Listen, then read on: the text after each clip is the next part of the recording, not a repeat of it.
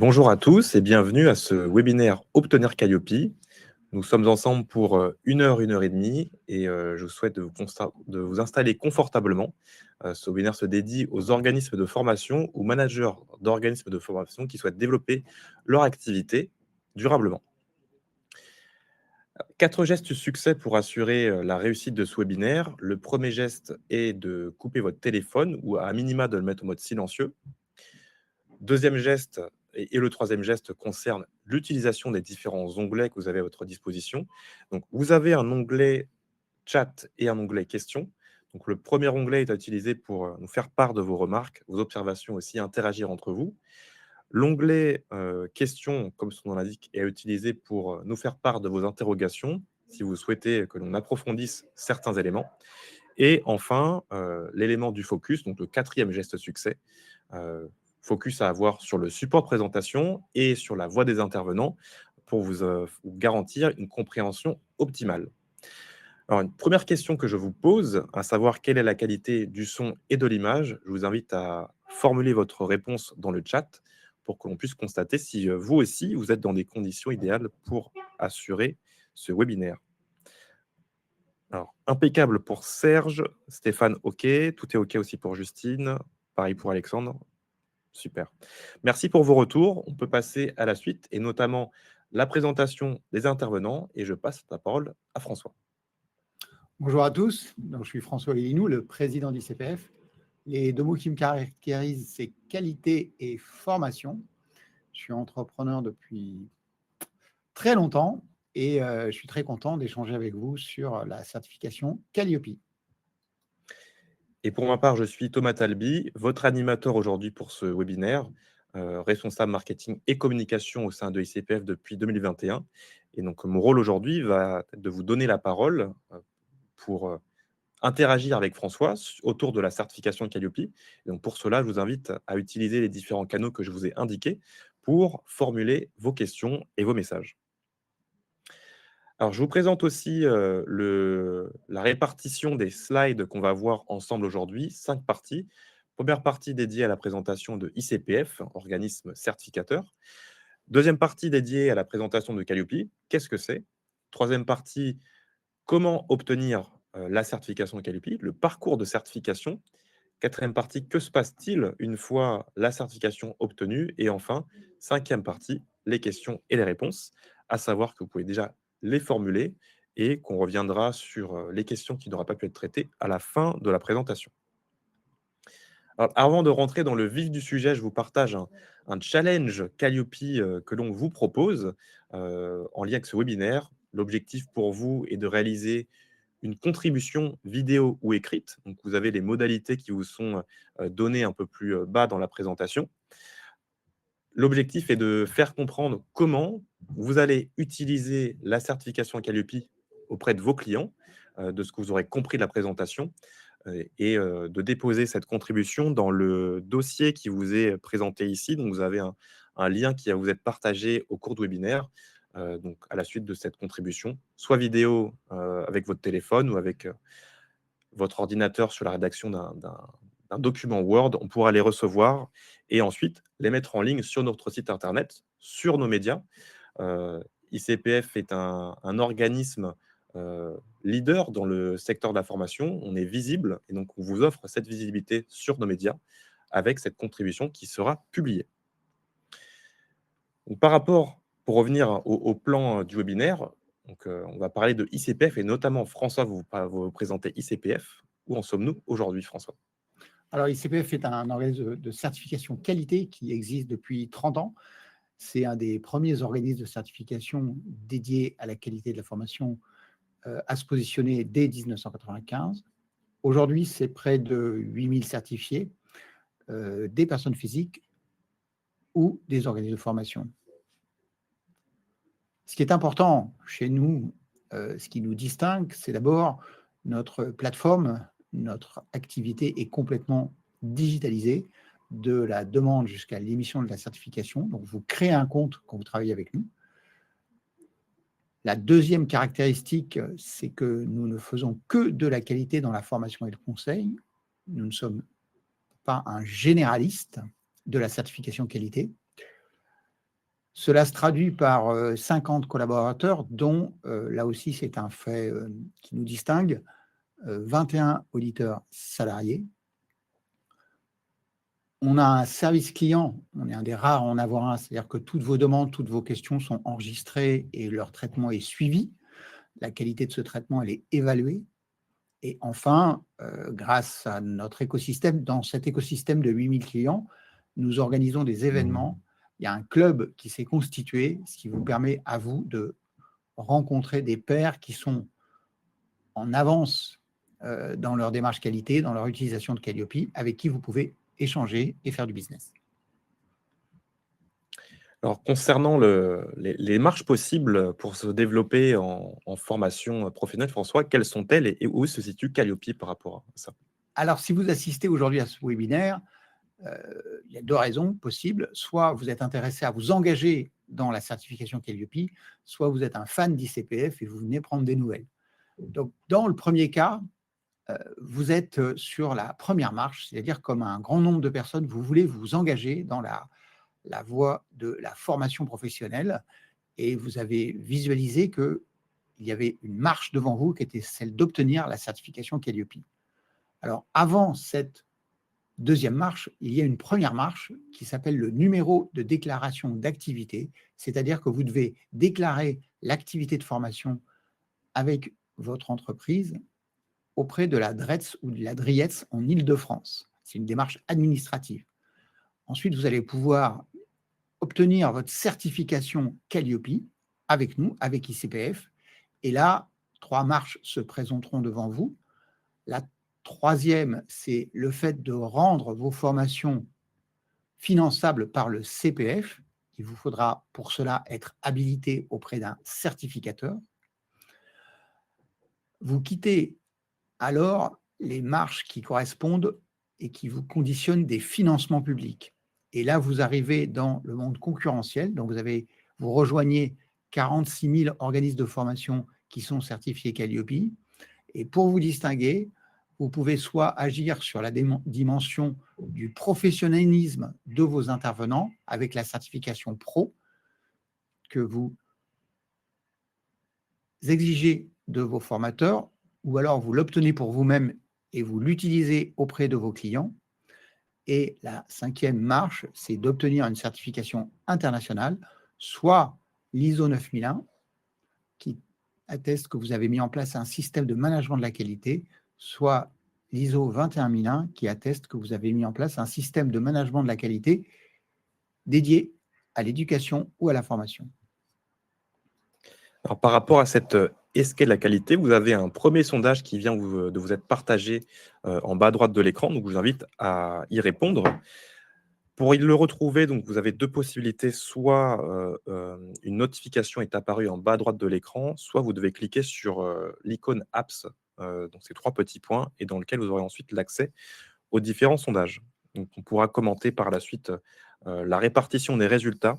Et en parallèle, donc, on va préparer la seconde partie des modalités de la certification Calliope et vous poser cette question. Quelles sont vos préoccupations aujourd'hui concernant Calliope? C'est donc à partir de vos réponses, on va pouvoir s'ajuster et prendre connaissance de ce qui vous intéresse le plus aujourd'hui dans ce parcours, dans cette démarche. Donc, je vous invite à y répondre et je vais pouvoir voir en parallèle les résultats du sondage.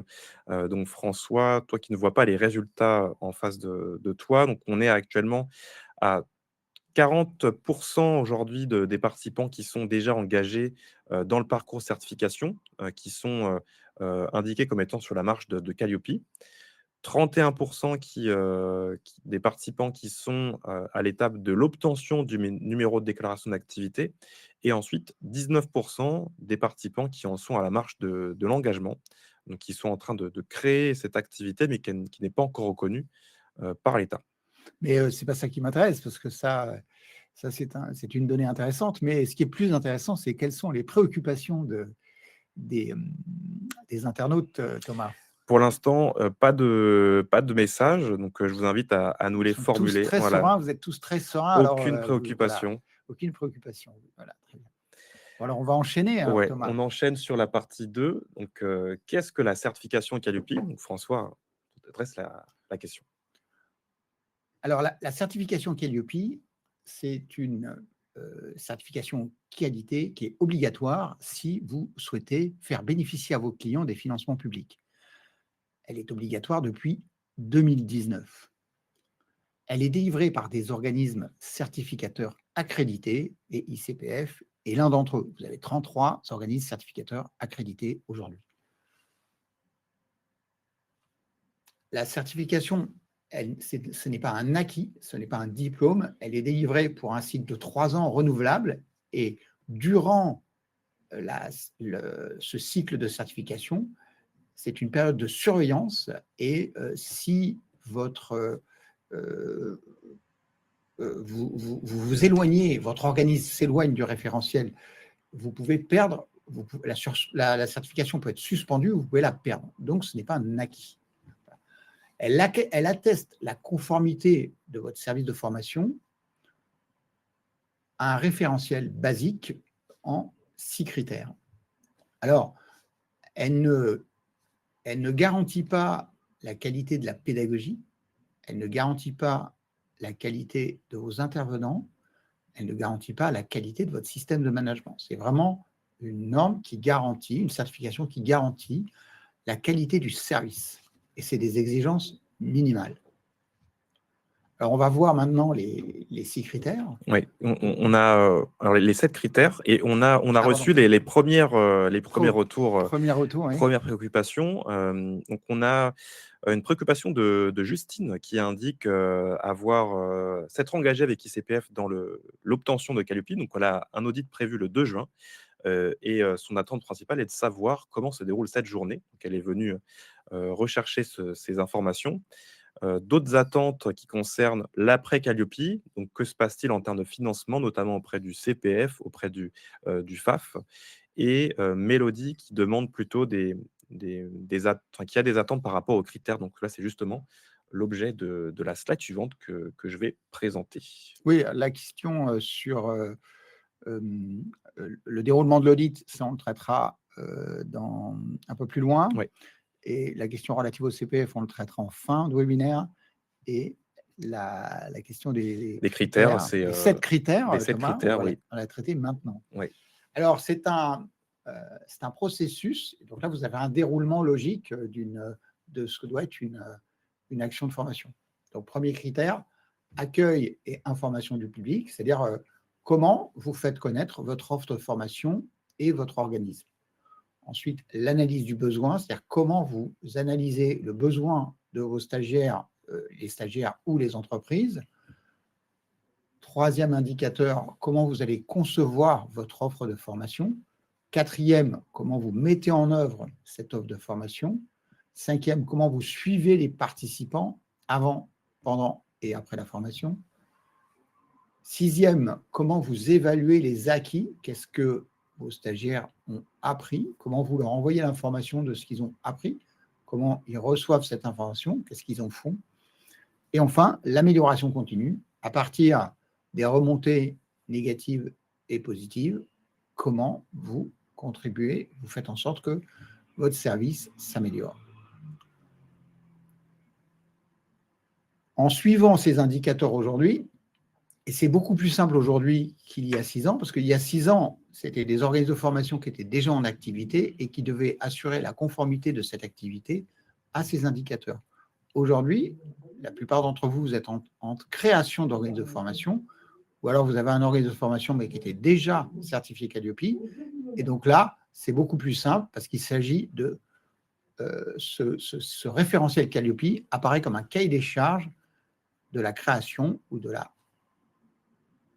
votre organisme de formation. Et du point de vue du stagiaire ou même de l'auditeur, il peut être perçu comme un parcours client. En fait, le rôle de l'auditeur, c'est d'évaluer la qualité de ce parcours de formation. Et donc, si vous regardez du point 1 au point 7, c'est bien les différentes étapes par lesquelles votre stagiaire, votre client passe lorsqu'il va acheter une prestation de formation et que vous lui délivriez jusqu'au bout. Donc, au-delà de ce référentiel, François, on identifie 4 catégories aujourd'hui qui sont éligibles à la certification Calliope. Quelles sont ces 4 catégories? Alors, la catégorie la plus la plus nombreuse, c'est celle des organismes de formation. Ensuite, vous avez la catégorie des centres de bilan de compétences, la catégorie des prestataires d'accompagnement à la validation des acquis de l'expérience, et enfin, les centres de formation en apprentissage. Donc ça, c'est les 4 catégories. Et quand vous allez faire votre demande de certification, vous choisissez une de ces catégories en fonction des activités que vous avez décidé de mener. Alors, l'activité peut être principale ou secondaire, c'est-à-dire par exemple, un éditeur de logiciels peut avoir une activité de formation, et donc l'activité de formation est de ce fait une activité secondaire. Et on a même une 5e catégorie, alors qui n'est pas reconnue comme telle si on prend la liste publique des organismes de formation, mais ça a toute son importance dans le cadre de la certification Qualiopi, ce sont les sous-traitants. Donc sous-traitants notamment de donneurs d'ordre, donc d'organismes certifiés eux-mêmes Qualiopi. Depuis fin 2023, un décret a été publié par le ministère du Travail qui impose aux organismes donneurs d'ordre qui disposent de formateurs sous-traitants de leur obliger à obtenir la certification Qualiopi. Et donc cette obligation, elle va reposer sur 3 critères. Le premier, ça va être si le donneur d'ordre bénéficie de fonds de financement du CPF. Si c'est le cas, il va ensuite s'intéresser au statut de son formateur sous-traitant, à savoir, est-ce qu'il est micro-entrepreneur ou pas? S'il n'est pas micro-entrepreneur, il aura l'obligation d'obtenir Qualiopi. Par contre, s'il l'est, on va s'intéresser à un 3e critère qui est le chiffre d'affaires. Et donc là, c'est ce que vous voyez au centre. Si son chiffre d'affaires dépasse 70 700 €, là, il aura l'obligation d'obtenir la certification. Mais c'est bien le donneur d'ordre qui va communiquer à son sous-traitant cette obligation, puisque pour lui, c'est un risque de déréférencement du CPF. Pour les formateurs qui seraient dans cette situation, je vous invite à vous reporter sur notre chaîne YouTube. On publie très récemment des vidéos sur des replays de webinaires et aussi d'autres thématiques. On a un replay qui est pleinement dédié à ce sujet de la sous-traitance.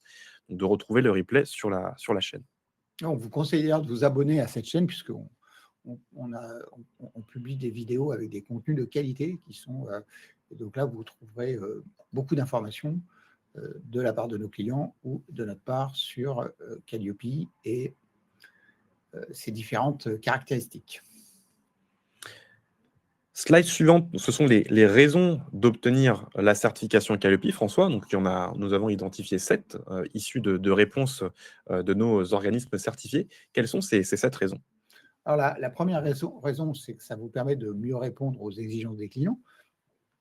Le référentiel Qualiopi a été élaboré par un groupe de travail composé de représentants des entreprises, des salariés, des ministères, des différentes parties prenantes. Donc, ils ont exprimé les attentes minimales d'un client en formation professionnelle. Donc, en ayant Qualiopi, vous assurez, et en restant conforme à Qualiopi, vous assurez que votre organisme va répondre à une demande dans les règles de l'art. Vous les rassurez aussi, vous rassurez vos clients sur la capacité à réaliser des prestations de qualité. Vous leur permettez de demander des financements. Alors, je précise bien qu'il ne s'agit pas d'obtenir des financements, mais au moins, à minima, le client peut demander le financement. Il ne l'obtient pas toujours, mais il peut le demander, ce qui est très important pour lui. Vous pouvez vous servir de votre certificat pour vous positionner sur des appels d'offres. Vous pouvez également, si vous êtes sous-traitant et que vous intervenez dans le cadre de prestations financées par le CPF, continuer à travailler. Enfin, avec nous, avec ICPF, vous rejoignez un réseau de professionnels avec lesquels vous pouvez échanger. Enfin, si vous avez une structure importante et que vous n'êtes pas directement impliqué dans l'activité de formation, c'est un moyen de contrôle et de régulation. Vous êtes sûr que votre équipe est challengée par Qualiopi, est challengée par nous, et vous êtes sûr que votre équipe est dans les clous en ce qui concerne la qualité et la réglementation. Alors, vous avez un deuxième sondage qui vient de vous être partagé. Je vous invite à répondre à celui-ci. Donc, pourquoi souhaitez-vous obtenir la certification Calliope? Vous avez notamment le choix de répondre parmi ces 7 raisons ou même d'indiquer un choix autre sur lequel je vous invite à commenter votre réponse dans le chat, puisqu'il s'agirait de- d'un projet qui serait motivé par une raison qu'on n'aurait pas identifiée. Non, il y a eu une seule question à la fois, là, cette fois-ci, Thomas, parce que j'ai Oui, vu que tout à l'heure, il y avait un challenge, parce qu'on avait un sondage et une question dans la foulée. là, Là, je vois là oui, qu'on diminue un peu l'intensité, là. exactement, oui. C'est moins, c'est élitiste, la démarche qualité. J'ai une question que je souhaite te partager, François, qui a été posée par Gaïa. Quel serait l'intérêt pour une université déjà accréditée par le HCERES et réputée à satisfaire l'obligation de certification au titre de l'article, je ne vais pas rentrer dans le détail, du Code du travail, et pourtant, malgré tout, engager une certification Calliope? Alors, alors en fait, je vais répondre de manière plus large. En fait, les universités, les écoles de conduite, par exemple, ont certaines écoles bénéficient d'une dispense ou d'un aménagement pour obtenir Calliope. Les écoles de conduite, par exemple, peuvent obtenir Calliope directement auprès du ministère, du ministère de l'Intérieur. Bon. Alors, après, il y a des nuances. Par exemple, au ministère du Travail, il y a même 2 nuances. Alors, dans certains cas, ils obtiennent une dispense pour Calliope, c'est le cas des écoles de conduite. Ils disposent d'une dispense, mais ce n'est pas un vrai Calliope, dans le sens où ils ne peuvent financer que les prestations d'école de conduite. Ils ne peuvent pas, bon, ça paraît normal, hein, ils ne peuvent pas mener toutes les activités et faire financer toutes les activités que mène un organisme de formation certifié. Ce qui fait qu'un grand nombre d'écoles de conduite préfèrent obtenir auprès de nous la certification Calliope. Alors, en ce qui concerne l'université, et c'est peut-être ça il y a un certain nombre d'entités qui sont dispensées d'obtenir Calliope, alors, sauf si vous faites de l'apprentissage. C'est-à-dire que si l'université ou l'école fait de l'apprentissage, là, elle doit obtenir Calliope. Alors, dans certains cas, certaines écoles se sont rendues compte de la deuxième nuance, c'est que le fait d'avoir la certification Calliope, le fait de s'engager dans la démarche qualité, de passer l'audit, de mobiliser une équipe, eh ben, c'était très motivant et que c'était un élément important pour l'équipe de l'université et aussi de pouvoir démontrer qu'on est rentré en concurrence avec les organismes de formation et qu'on on est en démarche qualité et on profite de la marque Calliope et de la marque ICPF. Et ça, on voit bien que, par exemple, on a délivré une certification, alors qui n'était pas Calliope, mais auprès d'une grande école d'ingénieurs. Ils auraient très bien pu s'en passer, mais ils ont voulu engager leur équipe dans ce challenge et bénéficier d'une démarche qualité.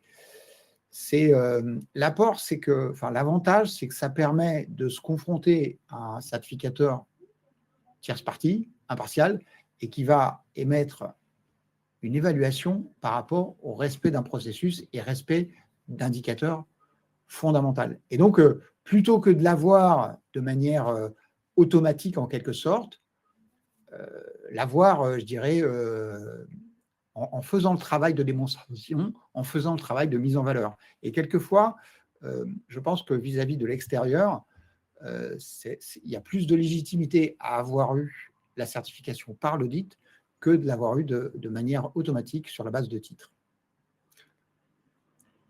Merci François pour... Bien entendu, je ne suis pas complètement impartial sur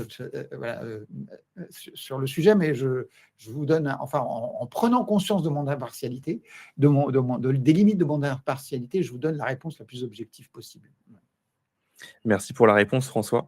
Je vois une autre question de Stéphane. Comment avoir la certification Certibiocide?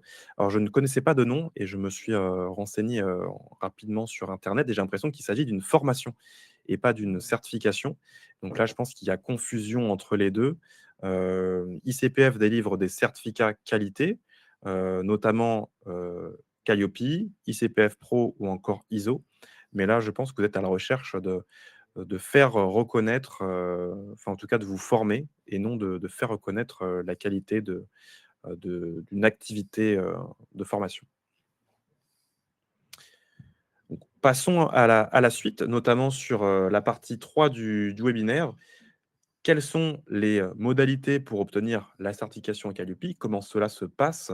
Vous avez un parcours en 5 étapes qui vous est proposé aujourd'hui. La première étape, c'est la réalisation d'une demande au travers de la plateforme Noé. Cette demande permet, de mesurer l'investissement de la certification Qualiopi pour vous, depuis un formulaire de demande qui se complète en 5 minutes. C'est un passage qui vous permet d'avoir une proposition, commerciale. Cette proposition, vous l'obtenez à l'étape 2. L'objectif est de pouvoir valider cette proposition. Donc dans ce document, vous retrouvez une date d'audit par rapport à votre projet de certification, un budget et des modalités, et vous avez la possibilité de la valider directement depuis la plateforme. Une fois que la proposition est validée, donc, vous entrez en préparation. On verra, dans le détail de quoi cela relève de se préparer à la certification Qualiopi, avec des options, possiblement. Et étape 4, c'est l'audit à proprement parler. Donc là, c'est une journée, comme dans le cas de Justine qui sera pour le 2 juin, donc un audit d'une journée avec un auditeur, ICPF qui va dérouler le référentiel. Et 5e étape, l'étape que vous attendez le plus, c'est la certification, la remise du certificat téléchargeable sur la plateforme Noé et ensuite à partager, heu, autour de vous, à votre écosystème, sur LinkedIn, votre site internet et tous les moyens possibles. Alors le point de départ de ce parcours de certification, c'est, l'étape 1 de la demande. Cette, demande, elle se fait depuis notre plateforme Noé. Donc vous avez un lien en bas à gauche que vous pourrez retrouver sur le support, mais on va aussi vous le partager directement dans, le Livestorm. Donc voilà, il vient d'apparaître à votre écran. La première chose que vous verrez, c'est ce que vous avez à gauche, c'est le formulaire d'inscription. En complétant un prénom, un nom, un numéro de téléphone et ainsi qu'un mot de passe, vous aurez un espace, directement créé sur la plateforme Noé et la possibilité de faire appel à notre équipe. Donc, vous envoyez, 2 chers collaborateurs de ICPF, Ania et Christophe, que vous aurez le plaisir de retrouver au téléphone ou même en physique si vous souhaitez venir, nous voir, dans les bureaux, à ICPF ou dans le cadre d'un événement, donc pour vous faciliter, les étapes du parcours. Lors de votre demande de certification, vous aurez, donc différentes étapes à compléter, notamment, le fait de renseigner un numéro de déclaration d'activité, le fait de sélectionner la date souhaitée pour l'audit, des options. L'une des options proposées, c'est l'option élaboration. Cette option, je vous l'offre aujourd'hui dans le cadre de ce webinaire. Donc, c'est une option qui vous permet de vous préparer, à l'audit. C'est un espace documentaire dans lequel vous renseignez des éléments de preuve et une description de la présentation que vous allez faire. Donc, c'est un gain de temps en amont de l'audit. Vous, avez l'assurance de traiter tous, les critères, tous les indicateurs, demandés. C'est un espace qui est sauvegardé, qui est sécurisé, que vous pouvez aussi partager à d'autres membres de votre équipe, si vous souhaitez avancer à plusieurs sur la préparation du dossier et c'est surtout une option que vous pouvez utiliser en audit, pour assurer la démonstration de votre dispositif. Et donc pour bénéficier de cette offre, qui est au coût de 98 €, donc elle vous sera offerte, vous renseignez le code, WEB20 au moment de la demande à l'étape de l'option audit. Donc une fois la demande envoyée, vous recevez une proposition, de contrat, donc c'est la proposition commerciale dans laquelle vous retrouvez la date, le budget et les modalités. Donc, vous avez dans ce document une date qui est validée pendant un délai de 72 heures. Ça vous permet de la bloquer, afin de prendre le temps de la réflexion et savoir, si elle convient à votre projet. La signature se fait en ligne sur Noé et le paiement également. Alors à ce moment-là, une fois que vous avez votre contrat qui est signé, vous entrez donc à l'étape, de la préparation, l'étape 3. Et donc François, de quoi parle-t-on exactement en préparant un audit Qualiopi? Alors, euh, beaucoup de consultants vous parlent d'accompagnement. La réalité, et à les lire et à les entendre, il est impossible d'obtenir Calliope sans accompagnement. Alors, la réalité à l'ICPF est tout autre.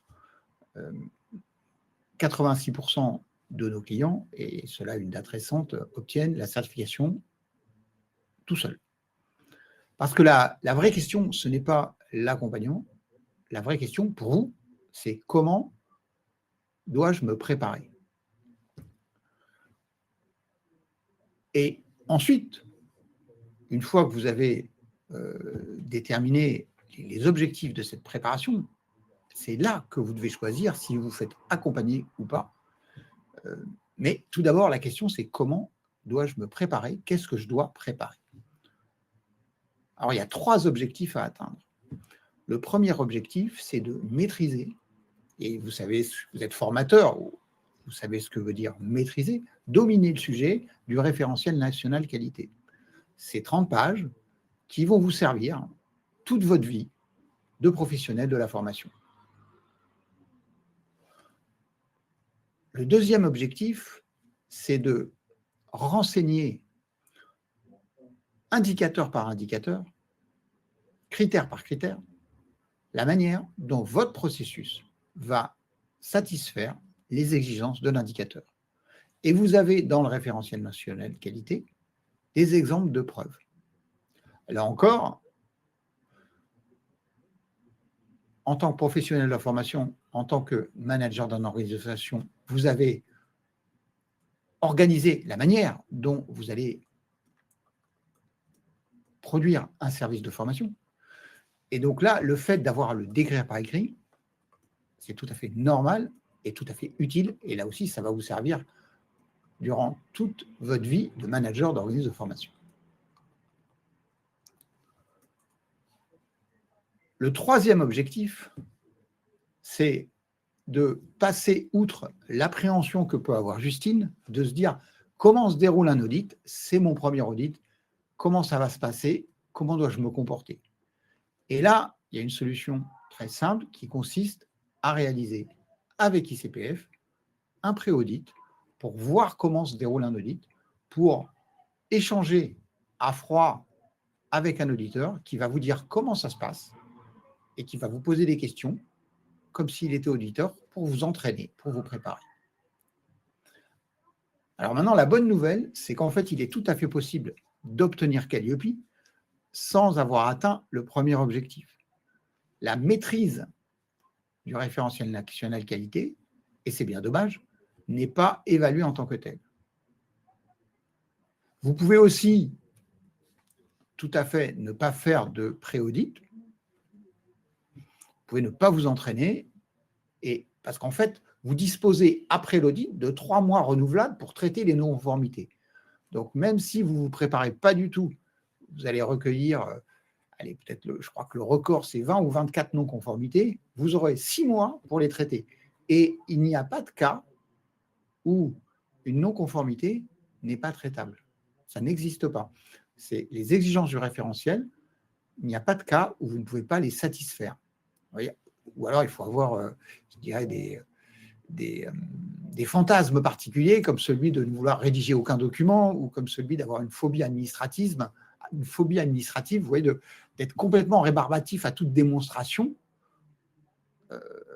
Mais en fait, il n'y a pas de cas techniquement où vous n'y arrivez pas. Donc, c'est juste une question de travail, ce n'est pas tant de travail que ça, et donc tout le monde y arrive. Donc, le seul objectif qui est vraiment incontournable, c'est la réussite de la démonstration. Donc, c'est l'objectif 2. Voilà. Donc, nous, on ne peut pas vous accompagner au sens où on ne peut pas vous aider à remplir les démonstrations, indicateur par indicateur, critère par critère. On ne peut pas vous aider à concevoir le processus de formation. C'est la seule chose qu'on ne peut pas faire, et c'est là où un consultant, dans certains cas, peut être nécessaire pour vous aider à concevoir votre activité de formation. Alors, dans le cas de l'audit, mais aussi du pré-audit, François, il y a un échange qui se fait entre auditeurs et référents qualité. En termes de posture, quelle est la différence d'un côté comme de l'autre? Alors, le référent qualité, donc, si votre organisme est à taille humaine, vous êtes le dirigeant, c'est vous. Si, en fait, vous avez dans votre entreprise un chargé de projet qui est en charge de monter l'organisme de formation, c'est lui, donc c'est le référent qualité. Donc, la première chose à garder en tête, et je reprends l'exemple de Justine qui dit comment ça va se passer, c'est d'abord d'avoir en tête que ce n'est pas nous-mêmes, en tant que personnes, en tant que professionnels, qui sont évalués, c'est la démonstration qui est évaluée. C'est-à-dire, ce qui est évalué, c'est la conformité de votre organisme, tel qu'il est organisé, de ce processus de formation, par rapport au référentiel. Et là, c'est important pour éviter toute implication et tout stress,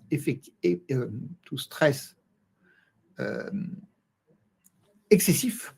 Il est important de garder en tête cette idée-là et d'éviter de dire je suis conforme, je ne suis pas conforme, parce que ce n'est pas vous qui êtes évalué.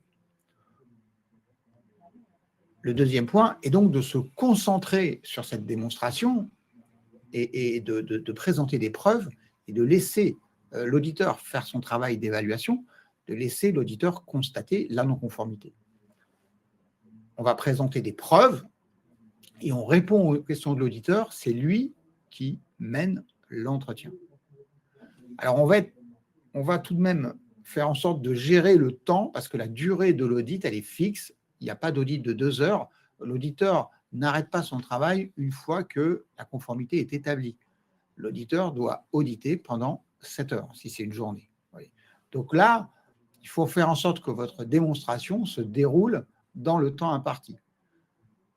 Donc, il faut avoir de la matière pour que ça dure une journée. Ce qui est parfois un peu compliqué quand vous êtes en création d'organisme, parce que tout peut être vu relativement rapidement. Alors, il y a des points qui peuvent donner lieu à des discussions. Donc là, on va dépasser. Mais si tout s'enchaîne trop rapidement, ben après, l'auditeur il est obligé de meubler et il va aller chercher à investiguer pour occuper tout le temps imparti. Si ça dépasse, il n'a pas eu le temps de voir tous les indicateurs. Là, il va vous proposer un audit complémentaire où on va facturer le temps qui est en plus. On passe à l'auditeur. Oui. Alors, l'auditeur, lui, sa posture consiste à auditer le référentiel. Donc, il n'est pas là pour évaluer vos compétences. Il n'est pas là pour évaluer votre professionnalisme. Voilà. La seule chose qu'il va évaluer, c'est votre qualité à représenter l'organisme de formation, votre qualité de membre du personnel permanent de l'organisme. Donc ça, c'est la seule chose où il va être question de vous. Après, il écoute vos réponses, il écoute vos questions, il regarde les preuves que vous lui présentez avec objectivité, il mène l'audit, il gère le temps et il constate les non-conformités et il va de manière formelle, c'est-à-dire qu'il va constater les non-conformités et ensuite il va vous les présenter de manière formelle et vous remettre un rapport qui contiendra la description de ces non-conformités et vous pourrez les traiter les non-conformités. Vous avez d'ailleurs en arrière-plan 2 de nos auditeurs. Alors, Paul à droite qui est présent à Amiens, du côté de Amiens, et Pascal du côté de Toulon. Donc en fonction de votre emplacement. Alors non, Thomas, tu es perdu dans l'entreprise Non. parce que non, en fait, Valérie, non, Nathalie est dans le Nord aussi. Elle est voilà, Pascal. Pascal Oui, est dans le Nord aussi. Oui. Ok. Et on s'y perd, il y a trop de monde chez ICPF. Voilà, non, Pascal est dans le Nord. Oui. Ok. En fait, elle est Autant pour rattachée à moi. l'équipe de Toulon, mais elle est dans le Nord. Voilà. ICPF est présent de toute façon partout en France, donc en fonction de votre emplacement, on aura forcément un auditeur à vous proposer. Oui, vous avez toujours un auditeur ICPF à moins de 90 minutes de chez vous, alors, sauf des cas très particuliers qu'on a bien identifiés. Mais d'ailleurs, ce n'est pas où on penserait l'être, mais il y a certaines régions de France qui sont très isolées. Voilà. Alors, on vient de voir la posture du référent qualité, celle de l'auditeur. Cette journée, elle se traduit par des constats de plusieurs natures. Quels sont ces constats que peut faire l'auditeur dans cette journée? Alors, dans l'audit Calliope, on ne constate que les non-conformités. On ne constate pas les points forts. Donc, du coup, on se satisfait du fait de l'absence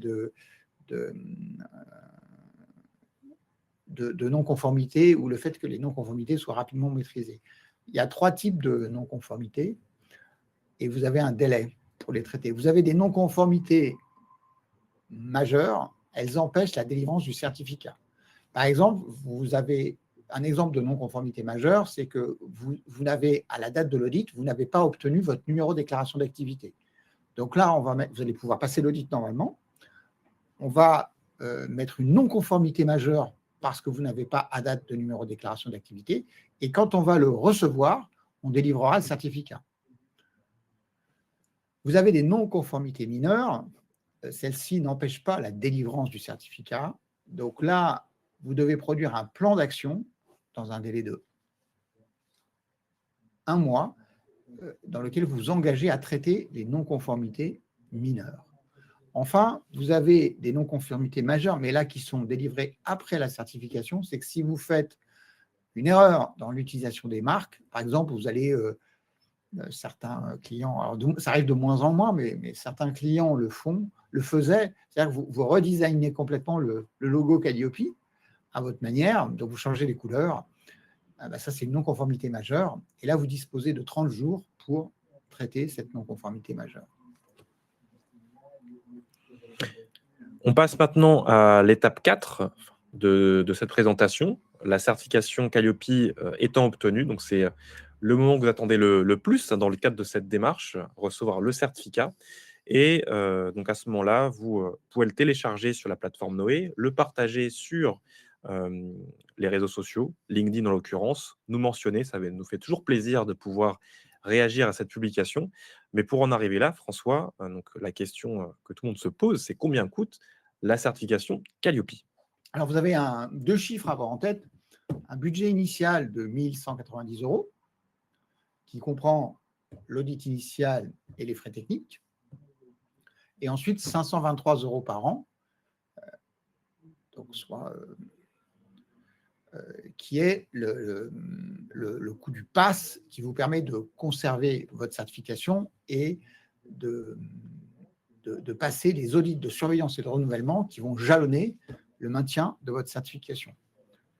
Vous avez ensuite des options. Donc vous avez un pass Serenity sur lequel on va revenir, un pass groupe, donc qui sont un peu plus chers et qui offrent des services complémentaires.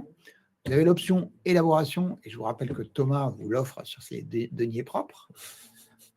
Vous avez une autre option, par exemple, si vous voulez absolument un auditeur donné, vous avez une option auditeur garanti. Vous avez le pass urgence si vous voulez avoir votre certificat très rapidement.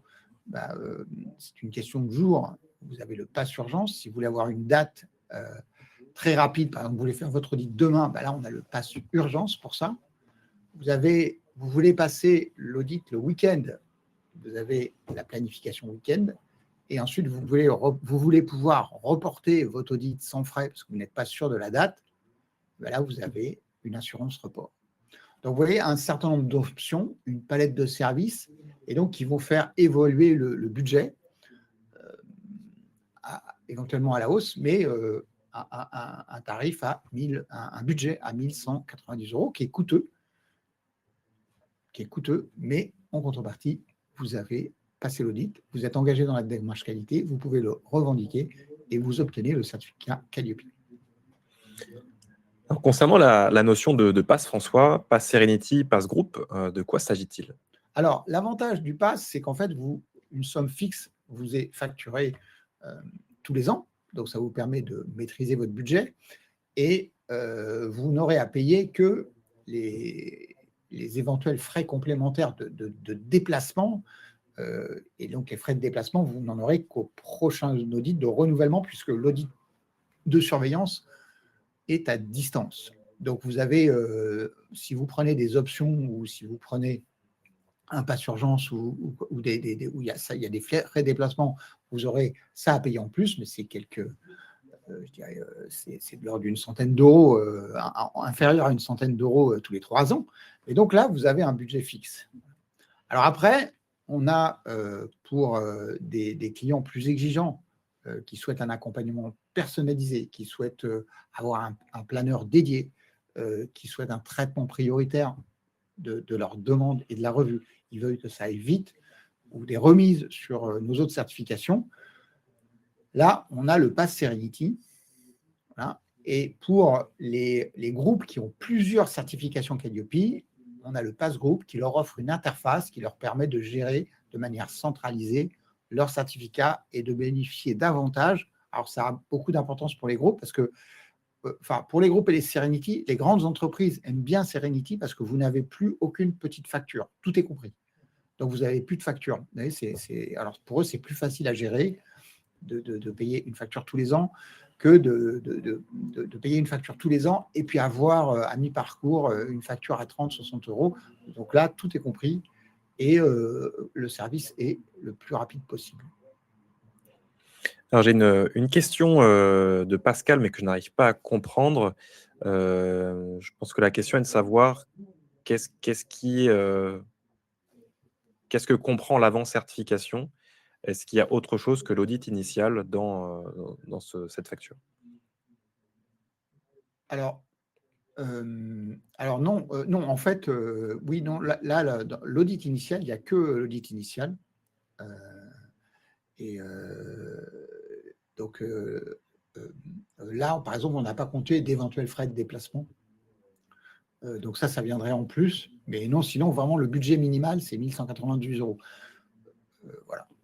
Je ne sais pas si c'était le sens de la question non plus. Mais... je vais lire la question comme je la vois. Donc, avant certification a-t-elle la certification Calliope ou c'est juste l'audit initial? Alors peut-être que c'est le slide d'avant. On peut peut-être revenir sur Oui, le je slide vais d'avant. revenir sur la Ça doit slide être d'avant. marqué. Avant la certification. Non. Avant la certification, c'est juste l'audit initial. Oui. Et c'est ce qui vous permet de l'obtenir. Et voilà. ensuite. Et après, c'est une fois que vous avez la certification, c'est comment je conserve la certification. Donc ça va vous coûter environ 1 190 € par an. Enfin, environ 1 190 € la première année. Et ensuite, 1 an après l'émission du certificat, vous allez recevoir une facture de 500 €. Et là, vous recevrez tous les ans une facture de 500 € pour maintenir votre certification. Parce qu'elle nous confirme qu'elle a bien compris la réponse. Merci à vous pour la question. On va revenir sur le support et notamment la notion d'utilisation de la marque Calliope. Donc c'est l'un des avantages de l'obtention du certificat, c'est d'avoir le droit d'utiliser cette marque lors de l'émission.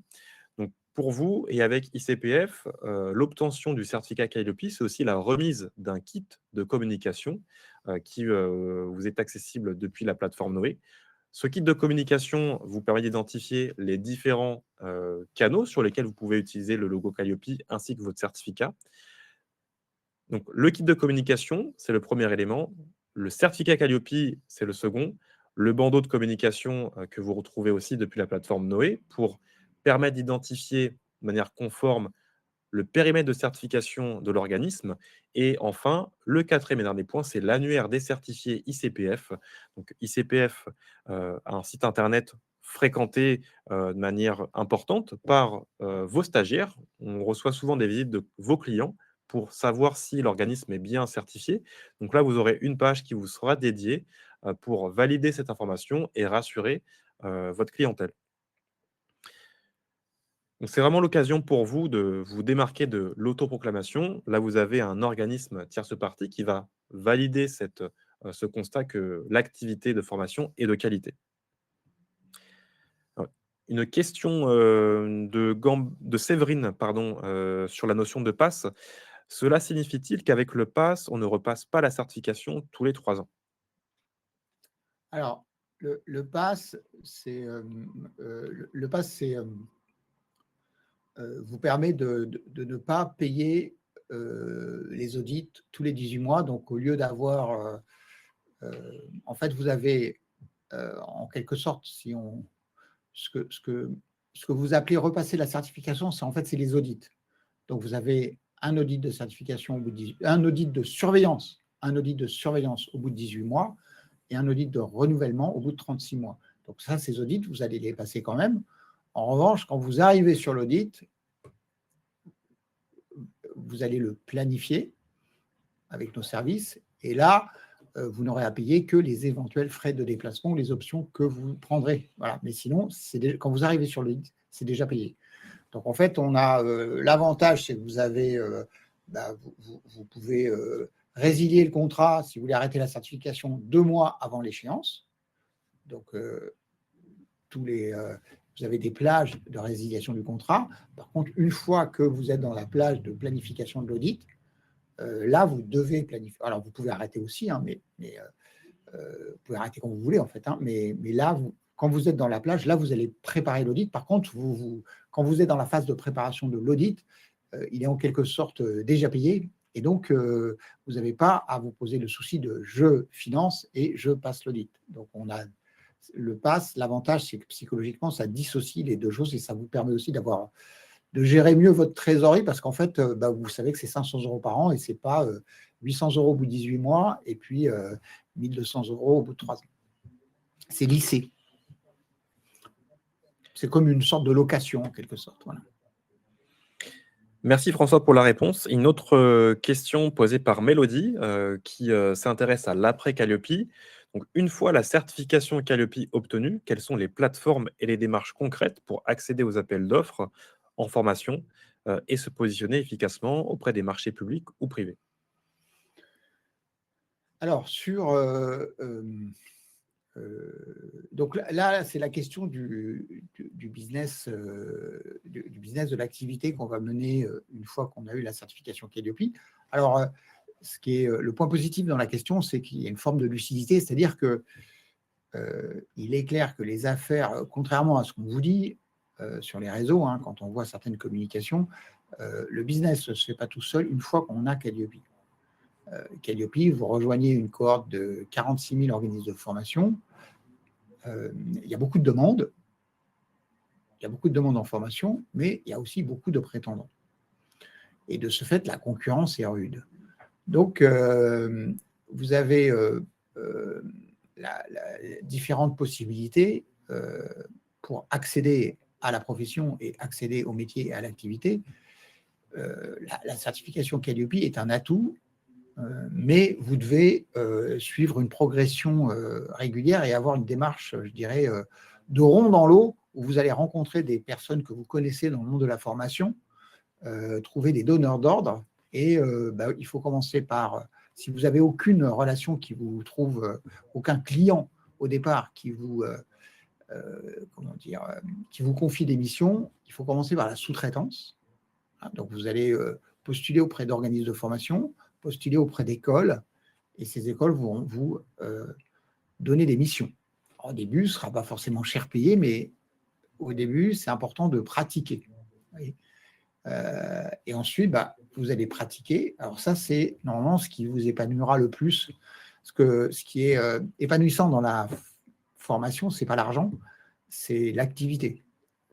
Pourquoi il y a autant de monde dans la formation? C'est parce que c'est une activité épanouissante. C'est très intéressant de faire de la formation. Et beaucoup le font pour pas grand-chose. C'est un peu le problème. Alors après, on arrive quand même à gagner de l'argent. Hein. J'en suis la preuve vivante. Hein. Mais il faut du travail et il faut apporter de la valeur à ses clients. Et il faut que vos clients, vos stagiaires voient cette valeur. Voilà. Et donc là, vous allez progresser de mission en mission. Il ne faut pas nouer des relations trop étroites avec les commanditaires pour être capable de les quitter parce que eux, ils vous proposent une mission à un prix donné et à un moment, il faut changer de prestataire. Et donc là, progressivement, vous allez avancer à la recherche d'une position idéale, d'un territoire où on va vous confier des missions facilement. Alors, pour être plus précis sur les appels d'offres, alors les appels d'offres, vous avez des sites gouvernementaux, des sites des mairies, des organismes publics qui proposent des appels d'offres. Alors là, il faut une organisation quand même pour répondre à ces appels d'offres. Et donc, il faut les suivre. Et là, il faut répondre. Et c'est un art difficile de traiter ces appels d'offres de formation, surtout si on est tout seul. Vous avez aussi des syndicats de formateurs professionnels, le SIFI ou la CSFC, par exemple, où vous allez retrouver des pairs. Alors, généralement, soit des personnes qui sont des formateurs en retraite, mais qui ont l'expérience, hein, soit des jeunes formateurs comme vous, alors qui peuvent avoir 45 ou 50 ans, mais qui commencent dans la formation et avec lesquels vous allez pouvoir échanger. Merci pour la réponse, François. On repasse au support avec notamment la disponibilité de notre équipe pour la formulation de vos projets de certification. Vous retrouverez Ania et Christophe. Vous avez déjà aperçu le visage un peu plus tôt sur le support de présentation, mais également Maria. Donc, un lien vous a été partagé pour prendre rendez-vous avec l'un d'entre eux ou également dès maintenant les contacter au 01 82 83 56 40. Il se ferait un plaisir de pouvoir échanger avec vous. Et François, je t'invite à pouvoir conclure la présentation sur ces 3 points essentiels. Alors, Calliope, si vous voulez vous engager dans la formation, la manière la moins coûteuse de le faire, c'est de commencer par Calliope. Parce que Calliope, c'est facile à obtenir et ça vous permet de comprendre ce que c'est que techniquement, administrativement, ce que c'est qu'une activité de formation. Et après, être en capacité, grâce à Calliope, de la mener avec efficacité. Pour vos clients, c'est une assurance. C'est l'assurance que vous allez délivrer un service de qualité. Alors, bien sûr, je précise de qualité minimale. Et c'est aussi l'assurance qu'ils vont pouvoir demander le financement, ce qui est très important pour eux. Enfin, avec nous, vous êtes chez le leader, vous êtes chez ceux qui vont vous simplifier la vie avec Noé, notre plateforme. On va vous simplifier la vie avec notre qualité de service. Et grâce au pass, vous allez maîtriser votre budget et vous allez pouvoir, ce qui est le plus important pour votre vocation à exercer l'activité de formation, c'est de vous engager durablement dans une démarche qualité reconnue. C'est le plus important et c'est ça qui, sur la durée, vous amènera au succès et vous permettra de trouver une place dans cet écosystème de la formation. Alors, on est maintenant à la partie 5, donc sur les questions et les réponses. On a tenu les délais, Thomas. Oui, on a tenu les délais. Il nous reste 3 minutes. Et alors, je vois que pour l'instant. Quelquefois, Thomas bavarde et du coup, on se retrouve à 11h15, 11h20. Je parle un peu trop de ma vie. Voilà, il raconte sa vie. Je formule 3 questions à la fois. Ses expériences. Ouais, voilà, exactement. Donc, on arrive aux questions. On a pu les traiter au fur et à mesure. Donc là, je vois qu'il n'y en a pas en attente, mais je vous invite à les formuler dès maintenant pour qu'on puisse les aborder avant qu'il ne soit trop tard, même si, bien sûr, vous aurez notre équipe à votre service pour cela. Donc avant de mettre un terme à la diffusion, vous avez quelques témoignages de nos certifiés à votre écran et quelques rappels avant la fin. Donc vous allez recevoir à la fin de la présentation un email qui va contenir un questionnaire de satisfaction. Ce questionnaire, une fois complété, va vous permettre de retrouver 2 éléments, à savoir le support en PDF et un lien pour accéder au replay de la présentation si vous êtes arrivé en retard ou si vous souhaitez retrouver quelques passages qui vont vous demander d'être regardés une nouvelle fois. On ne devait pas parler du CPF, Thomas? On devait parler, en effet, oui, du CPF. Merci François du rappel. Heureusement que tu es attentif, pas comme moi. Oui, j'assiste les collaborateurs dans leur démarche. Ouais. Donc, en effet, le CPF, la question, alors je vais la retrouver. Non, mais je l'ai en tête. Okay. Enfin, la question, c'est que va-t-il advenir du CPF? Donc, en fait, le changement... le changement dans le CPF, c'est que le CPF, maintenant, sur la partie formation, est plafonné. C'est-à-dire que votre client a un plafond, donc 1 300 € ou 1 500 € selon que vous faites un bilan de compétences ou une formation. Alors, ça change la donne pour les certificateurs et ça change la donne pour les organismes de formation qui vivent du CPF, parce qu'avant, c'était pas, vous pouviez récupérer en une fois tout le CPF d'un stagiaire. Maintenant, c'est plafonné. Alors, pour les bilans de compétences, c'est une fois tous les 5 ans. Et pour les organismes de formation, par contre, on peut faire plusieurs tranches, mais ça oblige à saucissonner en quelque sorte la formation. Alors, quel est l'impact sur la formation professionnelle? Alors, c'est sûr que ça vient perturber le business model des organismes de formation. On ne constate pas, nous, de ralentissement dans la création des organismes de formation. Ça, c'est un premier point. Deuxième point, j'ai échangé d'ailleurs avec le ministère du Travail. Voilà. Et en fait, bon, c'est un arbitrage. Il n'y a pas de visée stratégique derrière, si ce n'est que de faire des économies. Donc là, il s'est agi d'économiser quelques centaines de millions d'euros, puisque le CPF sur les financements, c'est 1 euro sur 7. Voilà. Donc, les financements publics, dans leur totalité, c'est 17 milliards, et le CPF, ça monte jusqu'à 2 milliards. Voilà. Donc, ça permet de sauver le système de la formation, et il est clair qu'à terme, c'est une démarche ce sera allégé. Là, on voulait éviter, je pense qu'on voulait éviter une dépense trop importante par rapport au CPF, et donc ralentir le développement des activités financées par le CPF. Toujours sur le sujet du CPF, on a une autre question de Aude qui se demande que faut-il faire vis-à-vis du CPF après avoir obtenu la certification Qualupy. Alors, il faut trouver un certificateur professionnel, un organisme qui délivre des titres, et se faire habiliter. Et donc là, la liste, vous allez la trouver sur le site de France Compétences. Et donc là, il faut trouver des certificateurs qui délivrent des certifications qui vous intéressent. Et je dirais aussi, le conseil, c'est en fait, il faut toujours voir le financement public comme n'étant pas un système pérenne, et il faut toujours, je dirais, la clé, c'est d'avoir toujours en tête que il faut que le client ait la possibilité de payer lui-même la formation. Et tous les dispositifs que j'ai vus, et ça fait 40 ans que je fais de la formation, tous les dispositifs que j'ai vus depuis 40 ans, malgré toutes les assurances possibles, tous les dispositifs que j'ai vus de financement de formation qui reposent uniquement sur le financement public, un jour ou l'autre,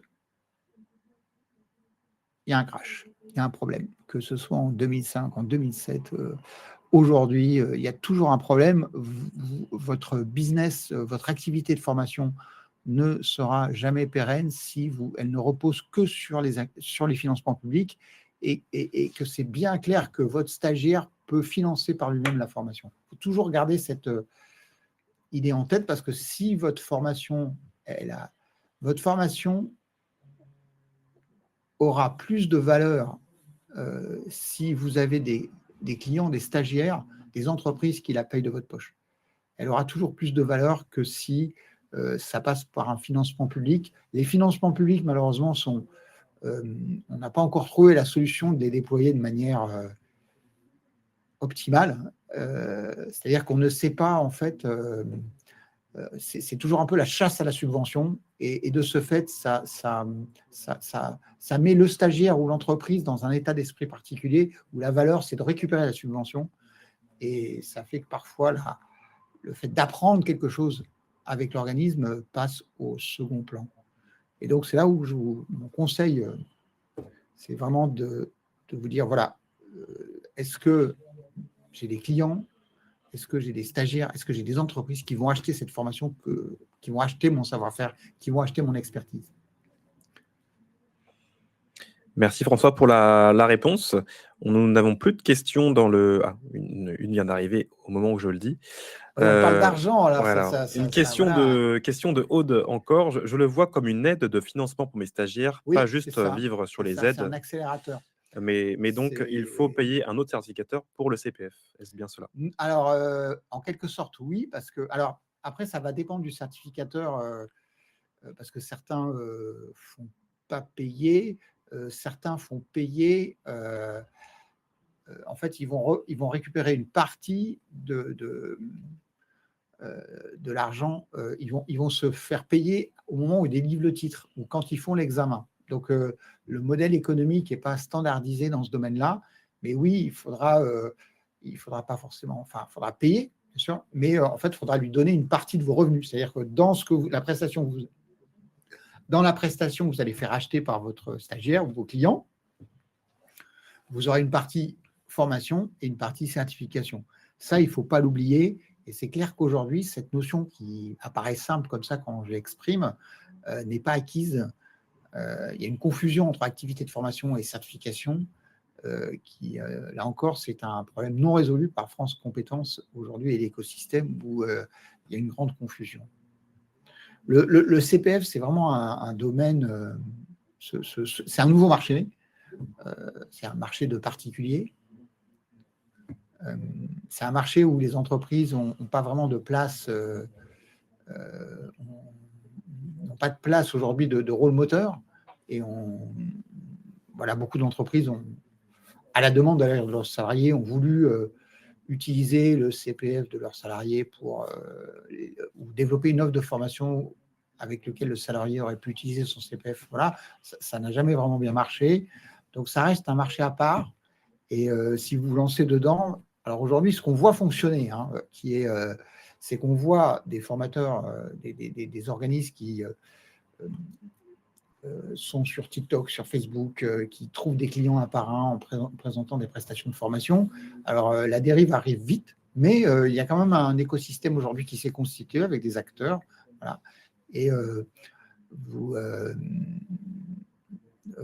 mais oui, effectivement, il faut trouver un certificateur. Ça, c'est la meilleure solution. Et donc là, il faut scanner les certificateurs en fonction de vos compétences, ceux qui délivrent des certificats qui correspondent à vos compétences. Et après, il y a un partage des revenus à faire entre le certificateur et vous. On est arrivé à la fin de la présentation.